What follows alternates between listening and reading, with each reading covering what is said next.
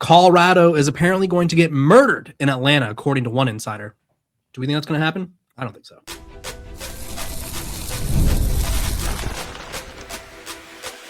You are Locked On Buffs, your daily podcast on the Colorado Buffaloes, part of the Locked On Podcast Network, your team every day. Welcome to Locked On Buffs, everybody. I'm your host, Kevin Borba. Joining me today is Jay Smith, and today's episode is brought to you by KALSHI. For a limited time, download the KALSHI app and use code LOCKEDON to get $10 when you trade $10. Jay, we got a lot to talk about today, actually. It's a fun Friday for the folks at home, and we're going to talk about what we're excited for. We're going to get optimistic because I feel like it's a very negative world out there, Jay. I would never be negative, but you know some people. No media is a thing at Colorado practices, apparently, but is it really that big of a deal? We'll get to that. But first, there's allegedly going to be a murder in Atlanta, and I'm not making this up. This was said by an ACC network host, former Clemson player, Eric McLean. McLean? I don't know. It's Eric space, middle name Mac, last name Lane. I don't know. Don't care. Macaroni. What I do know is he was on a show speaking on Gramlich and McLean and said, quote, Georgia Tech will run the football 50 times in that game. And I'm like, they do have a really good running back duo. I'm not shocked at that. But he continues on saying they're going to pummel those boys at Colorado that look honestly like a JV team. They are about to get murdered in Atlanta. Jay, walk me through your thoughts about all of this.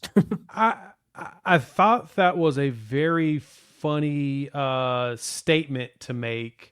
Because, one, I do agree. They're going to probably run like crazy. That was Colorado's challenge against Georgia Tech in 2025, in which Colorado lost that game 27-20. Georgia Tech did run for 320 yards. We know that was an issue.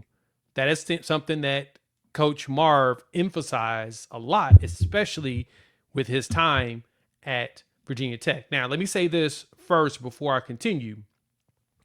Yes, Coach Marv was at Virginia Tech when Brent Key was at Georgia Tech. So they've seen each other. But Buster Faulkner is the offensive coordinator, and we know that that's his offense. He ain't there no more. The thing that Key brings in is really toughness. So we show respect to Key here in these streets. But they're going to try to run like crazy all over Colorado. I think this defensive line is built to be able to do that, because that's the one thing you have to have is big boys in the middle that can shut that down. What made me have a pause in this statement is that it appears all of this individual's news and research comes from social media. Because, yes, when I did the numbers, Colorado's a little bit on the small side in some of the skills position as far as their smallest players. Mm-hmm. But they've also got some pretty big dudes on the roster, too. Yep. The interior is big. There's no reason to believe. I think the average is about 3 and some change on the interior. So to believe that Colorado's not going to have big enough guys to handle this is a little insane if you really think about it. Yeah, and I think, one, distasteful, honestly. I think we could talk about football and not have to really go to those lengths. And I know what he's saying, like it's going to be a bludgeoning or it's going to be a bashing or whatever, and that's fine. May I remind people, like, let's just walk through the list. I think people view Georgia Tech as this power, right? Last year was their best team in maybe the past decade or so, since Justin Thomas was there at quarterback, right? It's been a while since they've been that good. And they were supposed to be an ACC championship contender. They were supposed to make the college football playoff, and they win 9-10 games, right? That was their golden generation, if you will, and they didn't do anything with it, right? They're hanging their hats on their win from Colorado last year. It's like, cool, you beat a 3-win team with pretty much all the coaching staff got replaced, right? That's what you're hanging your hat on. Exciting. Also, let's just run through the roster. Like you mentioned, new offensive coordinator. Jay, last time he called plays was in the NFL about a decade ago. He also was kind of removed from that job, kind of replaced. They have a quarterback situation where not a single one of their quarterbacks has started a game. Not a single one on the roster, right? Alberto Mendoza is technically the most experienced, and he essentially got into games when his brother got the team up 30, and he had national championship caliber players around him. And I don't think he has that. They have some wide receiver questions, right? They lost Eric Rivers, who, mind you, I looked this up because everyone was hating on Quentin Gibson for being small. And we talked about this. Me and you admitted Quentin Gibson is small. There's no secret there. He's a smaller guy. Guess what, though? Eric Rivers was smaller than I think it was 8 of the wide receivers on this Colorado roster. And he was their best receiver last year, right? So size at wide receiver does not matter. And you think that a team who has lost as much as they have a new defensive coordinator. They were one of the worst teams in the country at forcing turnovers last season. And guess what? They returned that same defense. You think they're just magically going to be amazing and murder someone in Atlanta? Guess what? You were acting like you are the Georgia Bulldogs when it comes to the way you are carrying yourselves. And you're not. You're just not. You are not the premier program in Georgia, and it's okay. Maybe someday you will be. But this over brashness, this overconfidence from Georgia Tech is sickening. They're acting like they've won the championship last year, and they didn't accomplish anything. Yeah, it's kind of fascinating to see that how they're leaning so heavily into that part. Like, come on, guys. Like, and again, this is no shade to them overall, but taking all your talking points from social media, not really just digging into the roster to make sure that there's some accuracy behind that. No, little lame. Yeah. It gets old real quick, but at the same time, Colorado's very easy target. They're all over the socials. I mean, that is what they do. So yeah, they're gonna get clicks from it, and they got a lot of them, and a lot of people were talking about it now. I haven't really talked about it because I'm just like, you know what? Do I really want to give them any air? Nah, I was like, I'll wait talking about it with Kevin because I figured we'd probably chat this week. So I was like, I'll wait and do that. But that's what it comes across as. All of their research about Colorado is coming specifically from social media, and social media is going to make jokes. That's literally all you get off X or Twitter or whatever you want to call it. It's just jokes nonstop. But I don't think it's going to be a killing. You got a returning experienced quarterback in a very quarterback-friendly system. Like, quarterbacks do very well the first year. It's one of those rare systems where year one, a quarterback can truly shine in. Usually need to be in that system for an extra amount of time, but not as often. You don't need that here. Colorado in the interior, when you go look at the roster and size, 290 is the average on the interior, and that includes some of the freshmen who are smaller and some of the interior guys that may end up playing edge. But they've got a lot of dudes that, when you look at the D-line, 290, 295, 300, 320. I mean, Cedric Smith, 320. Samu is over here at 375. And Prime was joking about him getting some endorsement, some NIL stuff. So there's a lot of big enough players to handle it. The linebacker room is actually a lot bigger than people want to give respect as well. Yeah, I mean, the whole narrative that Colorado is small it's ridiculous. We'll walk through the offense line. I think Chauncey Gooden's going to start. I think Bo Hughley's going to start. Guess what? Chauncey Gooden, 6'3", 380. Bo Hughley came in from Georgia. The one school that, like, if they were talking mess, I'd be like, you know what? Georgia's earned it. 6'7", 300 pounds. Dylan Manuel across the defense line. He's 6'1", 300 pounds. You got Javon McFadden at 6'3", 295. Like, Colorado's entire offense line will be 295 plus. And to me, we're just acting like they are the tiniest thing ever. Like, if this was the complaint against the first rendition of Coach Prime's team, right, the 2023 team, they were small, right? They had a very tiny offense line. Guess what? That team is gone, right? So, like you said, talking points from social media, it's all cool and dandy when you get your fire social media clip, but then when people actually present you with the facts, it doesn't look as cool. So I really hope for his sake that it works out. And that's what makes it funny when you say that, because one of the clips I saw on socials that I thought was hilarious, it was who was that linebacker that was going through there? Salter. It was Salter is actually going up against Bo Hughley.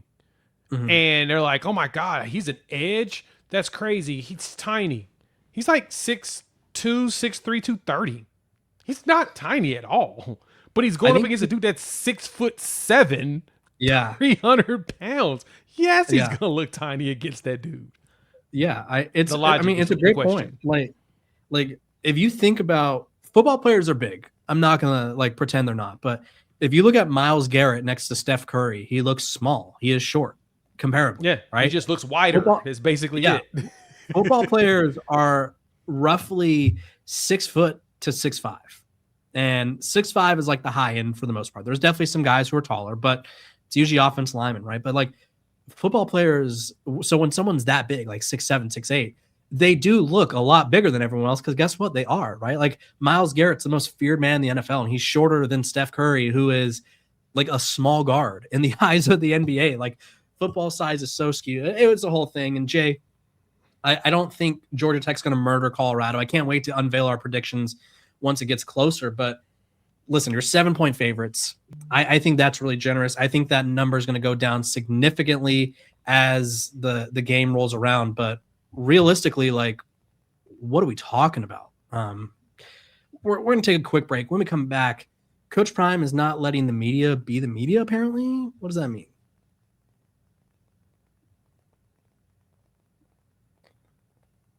This episode of Locked On Buffs is brought to you by our sponsors over at Indeed. Support for today's episode comes from Indeed, where workplace chaos, we all know it hits, and you need the right hire sometimes to help ease that chaos. Indeed Sponsored Jobs helps connect employers with candidates who match specific needs like skills, certifications, and locations. So less time gets spent searching and more time gets spent finding the right fit.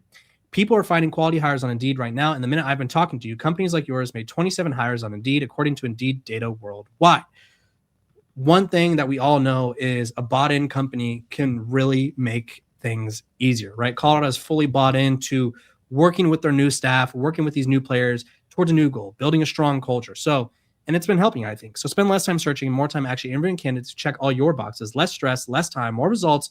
When you need the right person to cut through the chaos, this is a job for Indeed Sponsored Jobs. And listeners of this show will get a $75 sponsored job credit to help get your job the premium status it deserves at Indeed.com/podcast. Just go to Indeed.com/podcast right now and support our show by saying you heard about Indeed on this podcast. Indeed.com/podcast. Terms and conditions apply. Need to hire. This is a job for Indeed Sponsored Jobs. This episode of Locked On Buffs is also brought to you by our sponsors over at Poncho.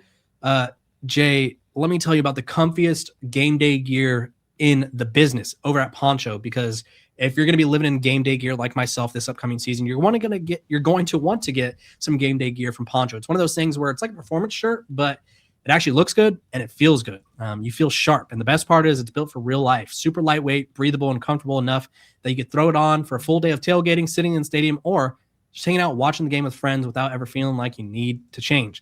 What I really like is you're not stuck with a one-size-fits-all situation either.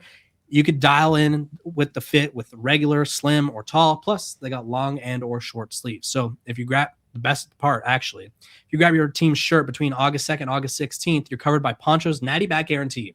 If your team wins the College Football National Championship, Poncho will give you the full refund on your purchase. Plus, you get to keep the shirt. So you get a natty and a free shirt. Not too shabby by any means. It's super lightweight, looks super good. I golfed in it the other day, played my best round in a while. I'm crediting it to the shirt.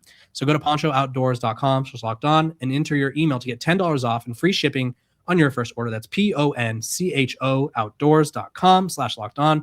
Head there, drop in your email, and get $10 off and free shipping. And once you try one, you'll get why I've got a full closet of Poncho Outdoor shirts. Welcome back to Locked On Buffs. We're free and available wherever you get your podcast. Make sure to like, subscribe, and follow. Jay, first of all, thank you for joining us. Second of all, Coach Prime, we all get an email from the media aspect, and it's like, hey, open practice, feel free to come through. Fans welcome, everyone's welcome. But it says media. You cannot record, you cannot take notes, you cannot report on this. Now, I will say, I'll preface this. I've been to many of football practices, both at the NFL and college football level. And there's times where they say, hey, you can't record this. Or like, hey, you could record from 2 to 2:30 or 2 to 2:15. And a lot of the times it's like a useless period, like special teams, or it's a walkthrough. So you're not really getting any cool footage. It is what it is. But I've never seen the no reporting aspect.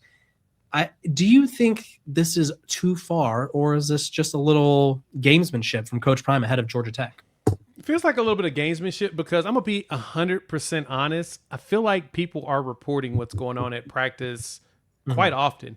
Also, at the same time, Well Off Right. Media, which is run by his son Bucky, aka Deion Sanders Jr., he Yep. literally posts videos of practice every single day. So you're getting a lot of what the coaches want people to see, similar to how it would be if the media was there. Basically, eliminating the media's need to pull out their phones and do their own recording.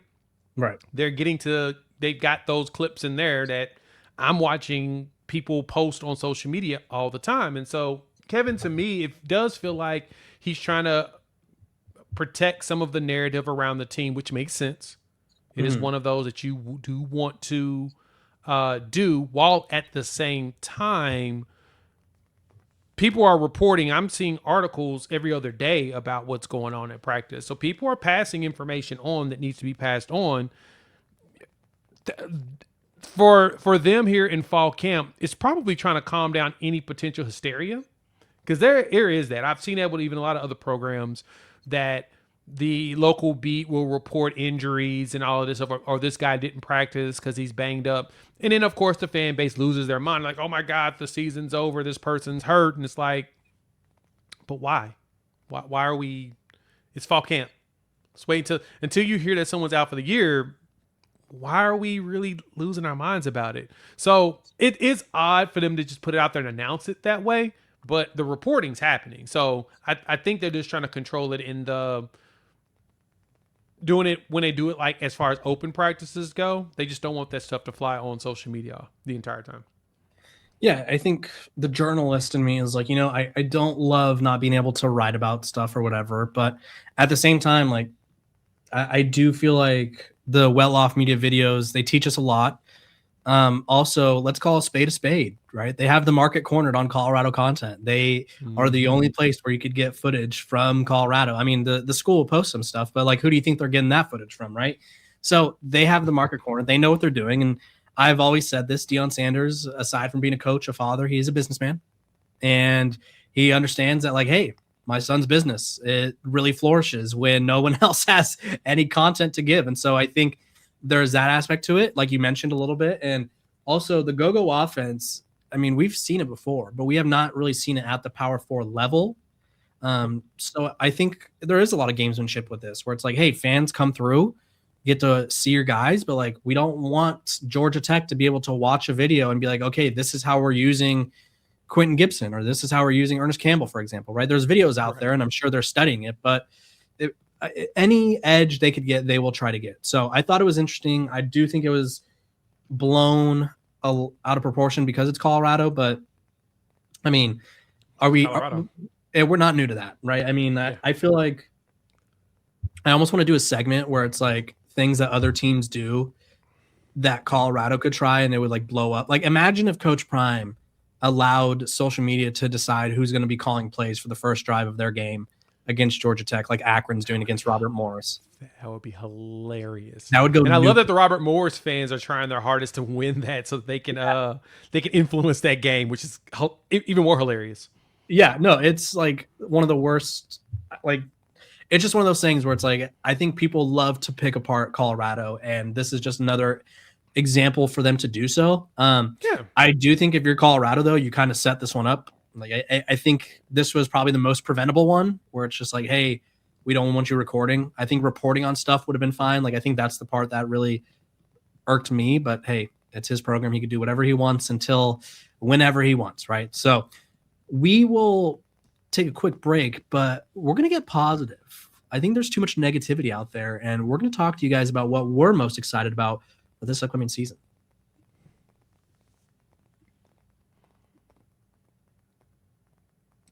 This episode of Locked on Buffs is brought to you by our sponsors over at KALSHI. Now, Jay, KALSHI's doing a really cool thing over there, and I feel like the people need to know about this. So, let me enlighten you. You could sort of tap into your inner super knowledgeable fan and be like, hey, will the Broncos qualify for the playoffs this season? Will the Cowboys qualify for the playoffs this season? Will they hit X amount of wins? You could trade on all of that on KALSHI. On KALSHI, you're trading against peers in a live market, meaning there's no house, and as the probability changes, you could buy in and out of your position, trade the draft pick, the game, and more on KALSHI. Download the KALSHI app and use code LOCKEDON to get $10 off when you trade $10. That's KALSHI. KALSHI. Trade on anything. 18 or older. Restrictions and eligibility requirements apply. Event contract trading involves risk and may not be suitable for all investors. KALSHI products are not available in all jurisdictions. Prices, values, and available markets may differ from those mentioned. For more information, see kalshi.com/regulatory.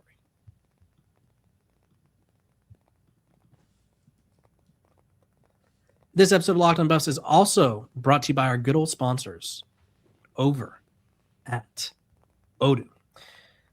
Business management can be difficult at times, and it really shouldn't be. And Odoo really makes it easier because they have a system that really helps you combine everything, right? Other places have one app for accounting, another for inventory, another for sales, and somehow none of them talk to each other, which is dumb. But Odoo, it's an all-in-one business management software that brings every part of your business together in one powerful platform. From sales and accounting to inventory and marketing, everything works in one place, helping your team move faster, stay organized, and focus on growing the business instead of managing software.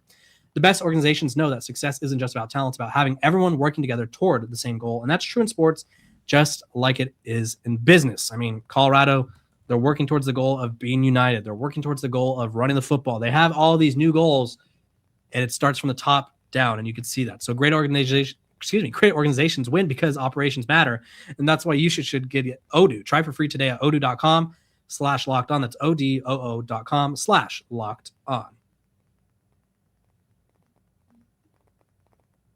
Welcome back to Locked on Buffs. It's me, it's Jay Smith. Jay, let's get excited, right? We talked about murder. We talked about the blocking off of the media. What are we excited about for Colorado this season? I think there's a few things.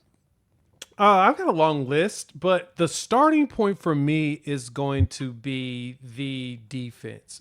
I really want to see what we get out of Coach Marv and how he does things. Santana Hopper, I noticed that he was a PFN, one of the top 10 defensive linemen in the country by grade. I'm loving the linebacker room. I think that room is probably the one that I'm the most intrigued and excited about, because I think that they're going to be the real anchors of this team. Coach Marv is a former linebacker, so he's and a linebacker coach. So that is the room of his that will probably have the most responsibility, and they're going to be the ones that really spearhead what happens on the field and how successful they truly are. I think it leans on their shoulders.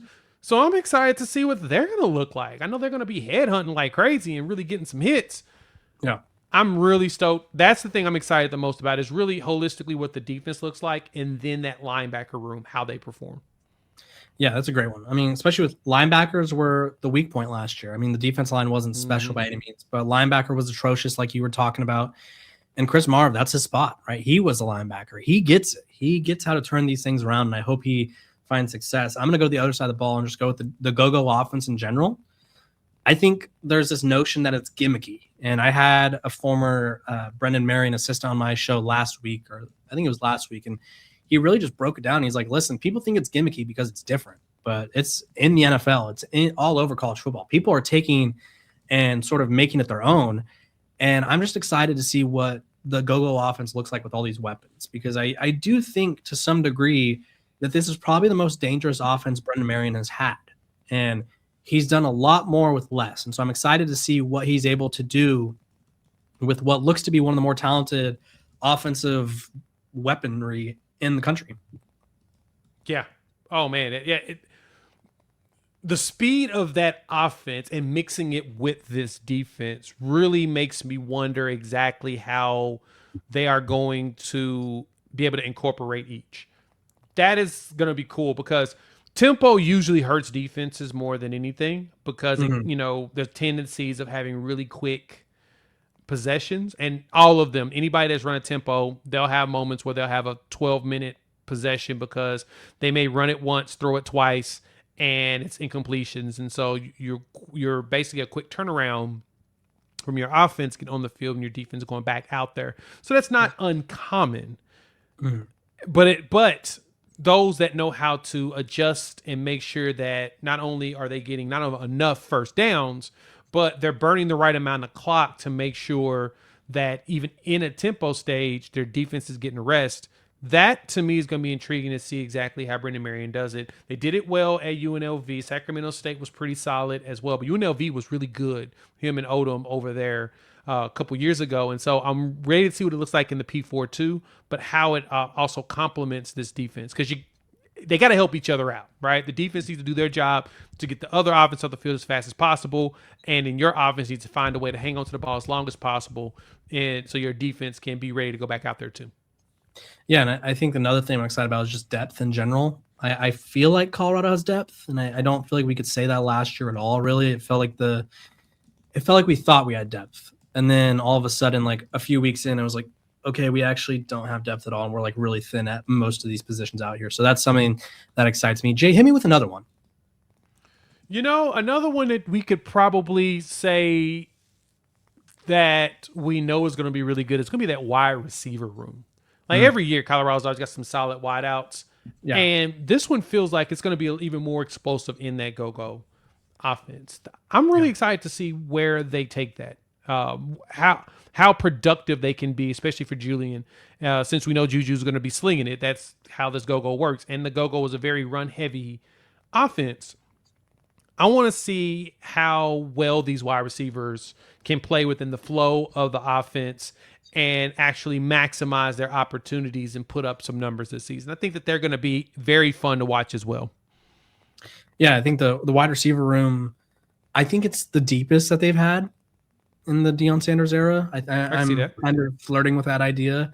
I would say another thing that I'm excited for is just like the general, I guess, culture that they seem to have cultivated, right? I think they've made multiple points this offseason to like go do team bonding things. And I feel like a strong culture can help win some games. Like, I'm not saying that just because they're all friends, they're going to go 12-0, but I do think that there's some games in football where it's like, that's a culture defining game, win or loss. And I think last year the culture wasn't strong enough to gut through the tough games, right? And they were on the wrong end of a few of those close games where it's like, hey, we could have won this game. Or even the blowout losses. They had like 3 losses where they had 50 points hung on them. It's like, if the culture's stronger, do they keep it close? Are they able to be resilient? So that's another thing I'm excited to see. That's true. Close this out. Hit us with the grand finale. Yeah, I mean, that's a good point. Like, if the culture is able to be resilient together, how successful could they have been last year in comparison? It feels like there's a massive disconnect, while at the same time the coach is fighting cancer. So it makes sense that, that everybody is in their heads throughout the year. Heck, all I kept seeing was people saying that, oh, there's no way that Prime finishes the year. He's definitely going to be done by the season's end. And it's like, oh, okay, sure. But yeah,